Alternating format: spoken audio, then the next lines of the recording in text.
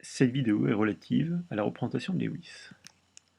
En classe de seconde, vous avez construit des modèles moléculaires de certaines molécules, comme le méthane, et vous avez dit que la molécule de méthane avait pour formule CH4. Si on s'intéresse de près à cette molécule de méthane, eh bien on sait dire qu'elle est composée d'un atome de carbone et de 4 atomes d'hydrogène.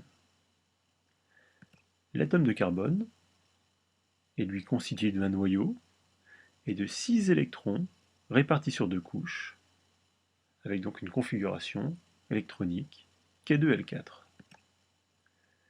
Les 4 atomes d'hydrogène, eux, sont tous composés d'un noyau et d'un électron placé sur une seule couche, la couche K, et la configuration est K1. Intéressons-nous à l'atome de carbone, et plus particulièrement aux 4 électrons placés sur la couche externe de l'atome de carbone. Ces 4 électrons, on va venir les placer autour de l'atome de carbone sous la forme de points. On va réaliser la même opération pour les 4 atomes d'hydrogène. Dans le cas des atomes d'hydrogène, l'électron placé sur la couche K va correspondre à un point, et donc on aura à la fin 4 électrons correspondant aux 4 atomes d'hydrogène. Pour faire notre représentation de Lewis, on doit respecter 2 règles. La règle de l'octet qui dit qu'un atome anion est stable si la couche L ou M correspond à la couche externe et comporte 8 électrons. La règle du Duet dit qu'un atome ou anion est stable si la couche K est la couche externe et comporte 2 électrons. Dans notre cas, l'atome de carbone a une couche externe qui est la couche L, elle devra comporter 8 électrons, et les atomes d'hydrogène ont une couche externe qui est la couche K qui devra comporter 2 électrons. Comment est-ce que notre molécule est stabilisée? On vient de dire qu'il fallait 8 électrons autour de l'atome de carbone. Ces 8 électrons, l'atome de carbone va les obtenir par le biais de liaison qu'il va faire avec les atomes d'hydrogène de l'environnement.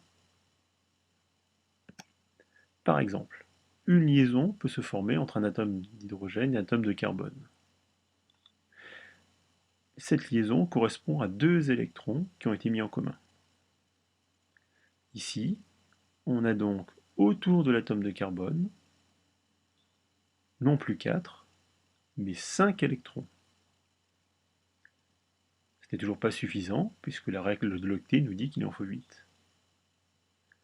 Mais si on le fait à nouveau, par le biais d'une liaison, 2 électrons sont mis en commun. Maintenant, ce sont 6 électrons qui sont autour de l'atome de carbone. Toujours insuffisant. À nouveau, une liaison est formée entre un atome de carbone et un atome d'hydrogène. Cette fois-ci, ce sont 7 électrons qui sont mis en commun. Toujours insuffisant. Finalement, si on forme 4 liaisons autour de l'atome de carbone avec les atomes d'hydrogène, ce sont bien 8 électrons qui sont mis en commun. Et la règle de l'octet est respectée pour l'atome de carbone.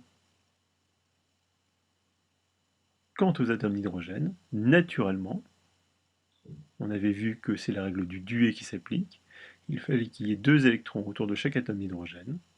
C'est bien le cas, par le biais des 2 électrons formant la liaison. Ces 4 liaisons, on les appelle aussi des doublés liants, ceux qui forment la liaison. Dans certains cas, vous verrez que apparaître des doublés non liants. Ici, l'atome de chlore a besoin de 8 électrons pour être stabilisé. C'est bien le cas. 2 électrons viennent liaison avec un atome d'hydrogène et 6 autres électrons via ce que l'on appelle des doublés non liants.